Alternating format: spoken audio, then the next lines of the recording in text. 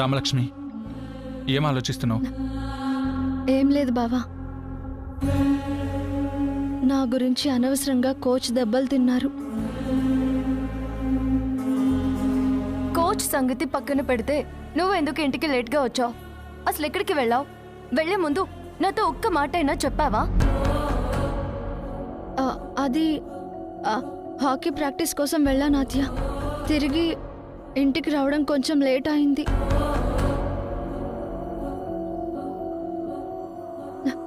ప్రాక్టీస్కి వెళ్లే ముందు నీతో చెప్పాలనుకుని మర్చిపోయాను. నువ్వేదో దాస్తున్నావు రామలక్ష్మి. ఏంటి బాబా నువ్వు అనేది? మొన్న హాకీ అంటే ఇష్టం లేదని మామయ్య ముందు అబద్ధం చెప్పావు. ఈరోజు అదే హాకీని అడ్డు పెట్టుకుని ఏదో నిజం దాస్తున్నావు. అసలు ఏమైంది రామలక్ష్మి? లేదు బాబా, నేను నిజంగానే హాకీ ప్రాక్టీస్కి వెళ్ళాను. రామా, నేను కాలేజ్ మొత్తం వెతికాను. నువ్వు హాకీ ఆడలేదు. నువ్వు అసలు ఈరోజు కాలేజ్లోనే లేవు.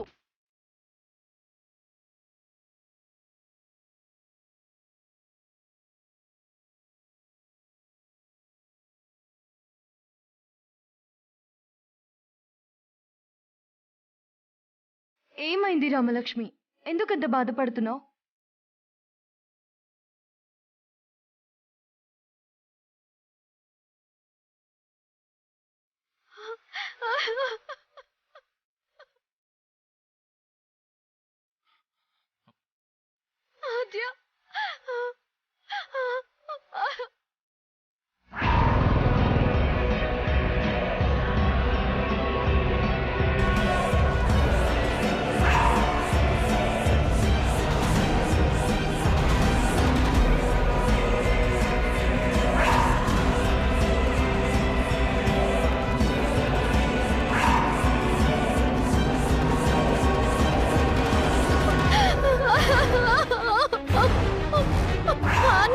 నన్ను 5 లంకెలో డ్రాప్ చేస్తారా? ఎక్కమ్మా.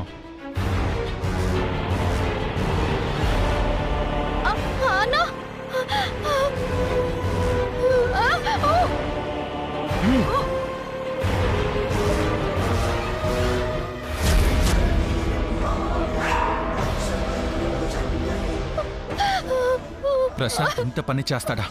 వాడికి ఇప్పుడే బుద్ధి చెప్తాను రామలక్ష్మి. ఆవేశపడకు. నువ్వు వెళ్ళి ప్రశాంత్ని కొడితే ప్రశాంత్తో కలిసి నేను బయటికి వెళ్ళినట్టు, అక్కడ ప్రశాంత్తో నాకు ఏదో గొడవ అయినట్టు, రౌడీలు నన్ను తరిమినట్టు ఇంట్లో వాళ్ళకి ఏవైనా తెలిస్తే నా చదువే ఆపేస్తారు బావా. ఈ నిజం తెలియకూడదని కోచ్ నన్ను ప్రాక్టీస్ చేయించానని అబద్ధం చెప్పారు. అనవసరంగా బాబాయ్ చేతుల్లో దెబ్బలు తిన్నారు.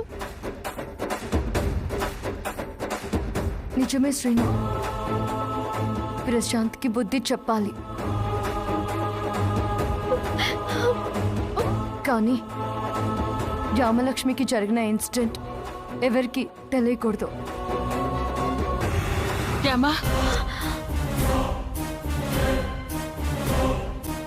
అత్తయ్య వస్తుంది. ఈ సంగతులేవి అత్తయ్యకి తెలియనివ్వకండి. బాధపడుతుంది. టెన్షన్ పడకు రామలక్ష్మి. ఏదైనా అయితే మేమంతా ఉన్నాం కదా. రామా, అసలేం జరిగింది? అదే కోచ్ బలవంతం మీద తను హాకీ ఆడాల్సి వచ్చిందట. ఇక ముందు అలాంటి పనులు చేయకు, వద్దు అని చెప్తున్నాను. ఆ అబ్బాయి చెప్పినా ఎందుకు ఆడేవు రామా? నేను మీ నాన్నతో మాట్లాడి ఒప్పించాక ఆడమని చెప్పాను కదా. బాగుంది. శ్రీను ఏమో ఆడొద్దని చెప్పడం, మీరేమో పెద్ద ఆయనతో మాట్లాడాక ఆడొచ్చు కదా అని అనడం. అసలు హాకీ ఆడకపోతే తన నా కాలేజ్లో చదవనివ్వరు. ఆ విషయం మాత్రం అందరూ మర్చిపోతున్నారు.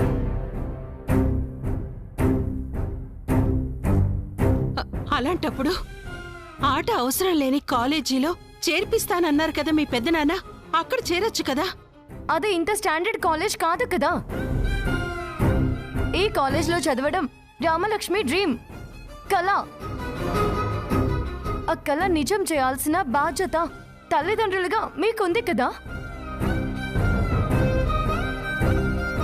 వెళ్ళి ధైర్యం ఉంటే మీ ఆయనని ఒప్పించండి, లేదా రామలక్ష్మిని ఫ్రీగా వదిలేయండి.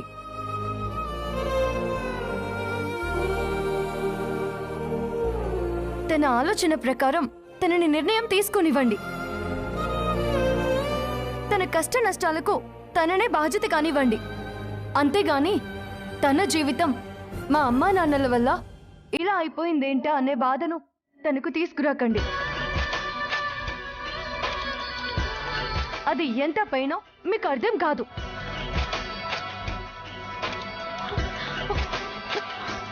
ఆద్య, అమ్మని ఇబ్బంది పెట్టద్దు. అమ్మని ఇబ్బంది పెట్టొద్దు, నాన్నని ఇబ్బంది పెట్టొద్దు అంటూ నువ్వు మాత్రం ఇబ్బంది పడు.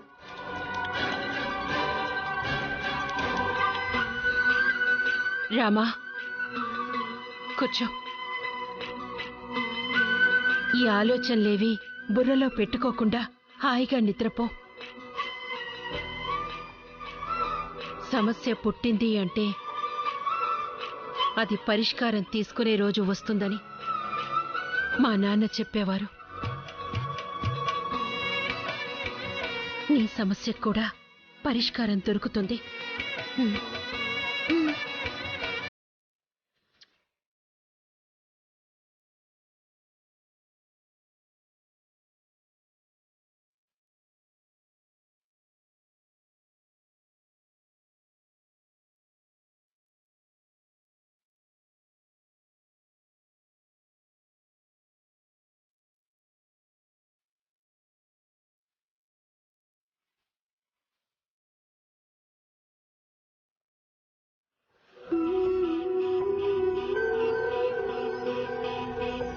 ఏం జరుగుతుంది ఇంట్లో?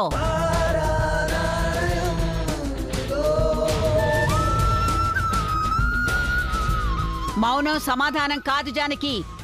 ఇప్పుడు నేను ఏం మాట్లాడినా అది తప్పవుతుందత్తయ్యా. అంతేగాని అది ఆట ఆడుతున్న విషయం నీకు తెలీదు అంటావు.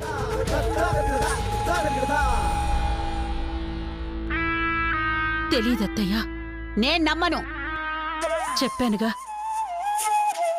నేను నిజం చెప్పినా మీరెవ్వరూ నమ్మరని. అలా అవడానికి కారణం నువ్వే.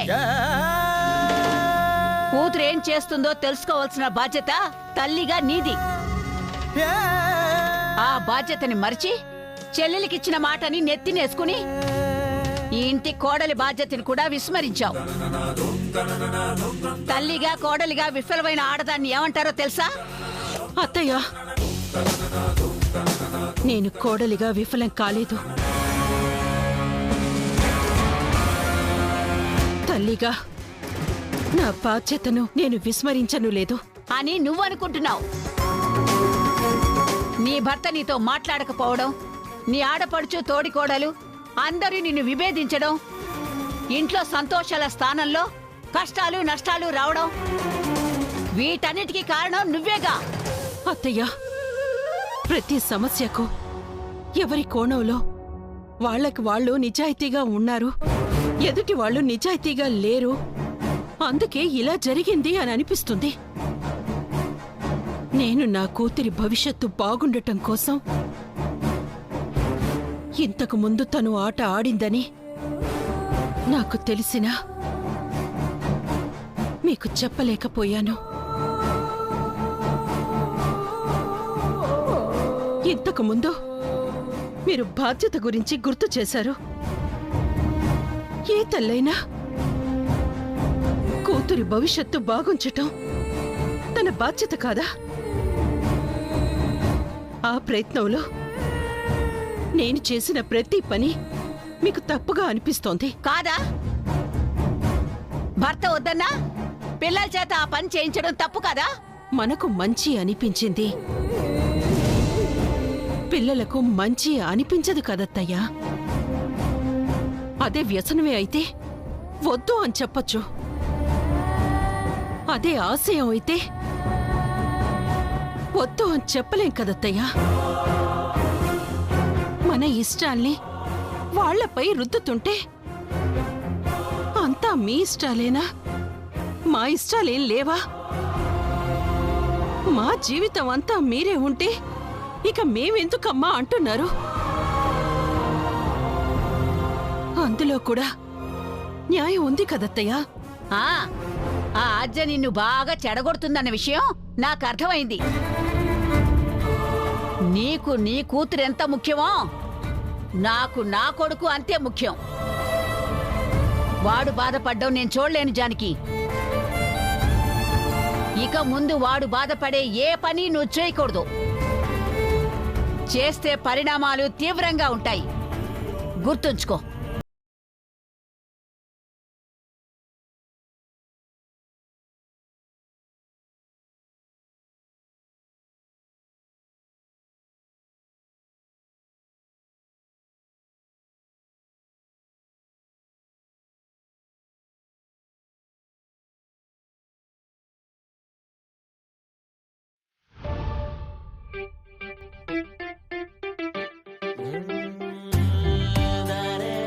టైం 8 అయ్యింది. ఇంకా అమ్మాయి గారు ఆ అద్దాన్ని అంటు పెట్టుకుని ఉన్నారు. అమ్మాయిలు అద్దం, ఇవి రెండు అందానికి సంబంధించినవి. వీటిని ఎవరు వేరు చేయలేరు. అబ్బాయిలు అమ్మాయిలు ఎప్పటికైనా ఒకరికొకరు కలిసిపోవాల్సిందే. ఎవ్వరూ విడదీయలేరు. శ్రీను, ఆద్య, ఎవరికైనా జీవితంలో ప్రేమ ఉంటుంది, కానీ నీ జీవితంలో ప్రేమే అయిపోయింది. జనరల్ గా ఇలాంటి వాళ్ళని అమెరికాలో మ్యాడ్స్ అంటారు. హా, ఇక్కడైతే ఒకప్పుడు దేవదాసులు, ఇప్పుడు ప్రేమదాసులు అంటున్నారు. అవును, ఇంతకీ ఈ ప్రేమదాసుణ్ణి ఈ ఆద్యాదేవి కరుణించినట్టేనా? కరుణించి తిని భక్త. నిజమా? ఆద్య, ఏయ్! ఆ చారులతకి ఈ శ్రీనివాసుడికి వివాహము నిశ్చయమైనది. హే, రాక్షసువే నువ్వు. నీకు అసలు హృదయమే లేదు. అవును, నేను రాక్షసునే. ఆ, అందుకే మా మమ్మ కూడా వెళ్ళిపోయింది.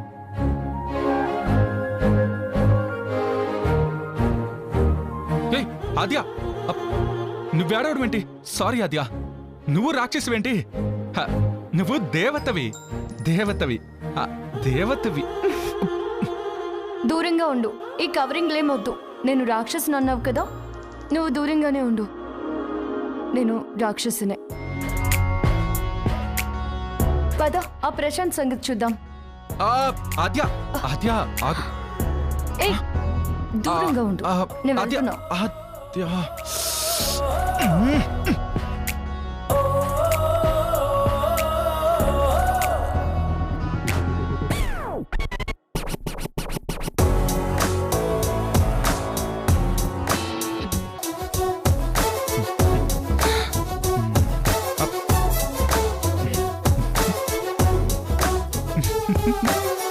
ఎందుకు నవ్వుతున్నావు? నీకు పని పట్టలేదా? ప్రశాంత్ సంగతి తర్వాత చూడొచ్చు. ఒకసారి నీ బ్యాగ్ చూసుకున్నావా? ఏమైంది? చిప్పూడిపోయింది. నేను పెట్టుకున్నాను. నువ్వు అబద్ధం చెప్తున్నావు. కరెక్ట్ గానే ఉన్నట్టుంది. అయినా ఇలాంటి టైంలో కూడా వేళకోళం ఏంటి? ఆద్య, నీ వీపు మీద పుట్టుమచ్చ ఉంది.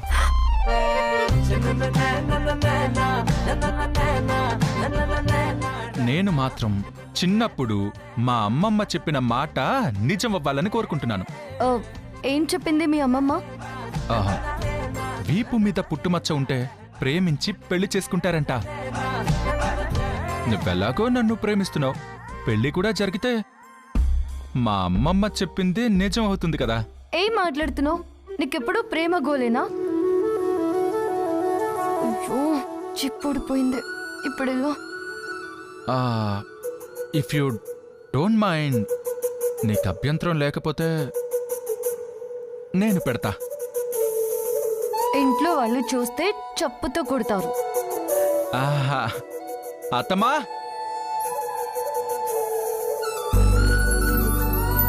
ఏంటి సీను? ఆ, ఆద్య పిలుస్తుంది. ఆద్య ఏమైంది? వెనుక జిప్ ఊడిపోయింది.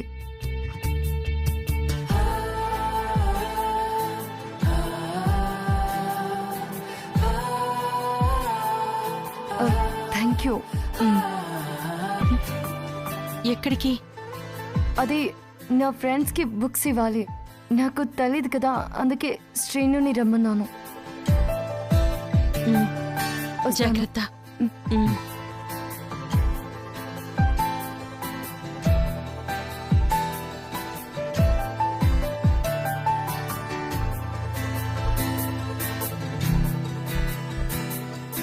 థ్యాంక్స్. థ్యాంక్స్ చెప్పే అంత దూరం మన మధ్య ఏం లేదు. నువ్వు సరిగ్గా చూస్తే నీ మనసులో నేనే ఉంటాను. అసలు నాకు మనసే లేదు. వస్తే రా, లేకపోతే పో. రాక చస్తానా? వస్తాను.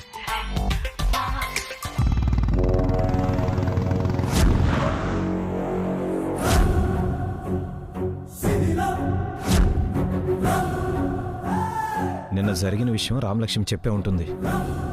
అందుకే వీళ్ళు నా కోసం కోపంగా వస్తున్నారు. ఎలాగైనా వీళ్ళ నుంచి ఎస్కేప్ అవ్వాలి. ట్రై. హే హే బ్రో,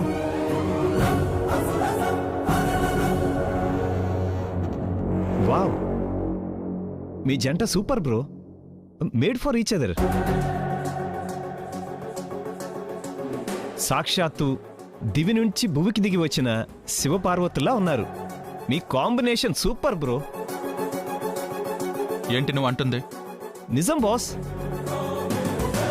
పుట్టి బుద్ధిరిగిన తర్వాత ఇలాంటి జంటను చూడనే లేదు.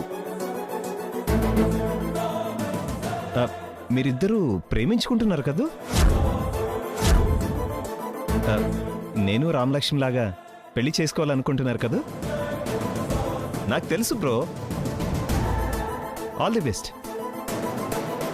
And Aadya, you are so lucky. Hello, ఆ విషయం మాకు తెలుసు. అసలు రామలక్ష్మిని బయటికి ఎందుకు తీసుకువెళ్ళావు? అలా తీసుకువెళ్ళడం వల్ల ఇంట్లో ఎన్ని గొడవలు అయ్యాయో తెలుసా? అది కాదు బ్రో. ఏయ్, అసలేమనుకుంటున్నావు నువ్వు? ఆ ఇంటి కట్టుబాట్లు, ఆచారాలు, పద్ధతులు తెలుసా నీకు? ఊరిలో ఆ ఇంటికున్న గౌరవ మర్యాదలు తెలుసా నీకు?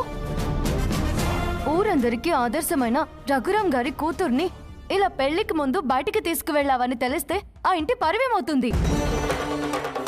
అంత గొప్ప ఇంటికి అల్లుడివి కావలసిన వాడివి. రామలక్ష్మి మెడలో తాళి కట్టాల్సిన వాడివి. అలాంటి నువ్వు బయటికి తీసుకువెళ్లి పిచ్చి పిచ్చి పనులు చేస్తుంటే చూసేవాళ్ళు ఏమనుకుంటారు? అదేంటండి, మా ఇద్దరికి పెళ్లి కుదిరింది కదా. Shut up. Just shut up. పెళ్లి కావాల్సిన వాడివి, ఇంకా పెళ్లి కాలేదు. ఈ రోజుల్లో పీటల మీదకొచ్చిన పెళ్లిళ్ళే ఆగిపోతున్నాయి. కాబోయేవాణ్ణి, మొగుణ్ణి అని ఇంకోసారి అడ్వాంటేజ్ తీసుకుని పిచ్చి పిచ్చి పనులు చేస్తే చూస్తూ ఊరుకోను. ఇంకోసారి రామలక్ష్మి జోలికొస్తే ఏం చేయాలో అది చేస్తాం. ఈ విషయం మా మామయ్యకి తెలుసుంటే పెళ్లి కాదు కదా, అసలు నువ్వుంటావో లేదో కూడా తెలీదు. ఇంకొకసారి తనకి ఇష్టం లేకుండా తనని ఎక్కడికైనా తీసుకువెళ్ళాలని చూస్తే this is the first and last warning. వాళ్ళు జాగ్రత్తగా పెట్టుకుని ఉండు. వెళ్ళు.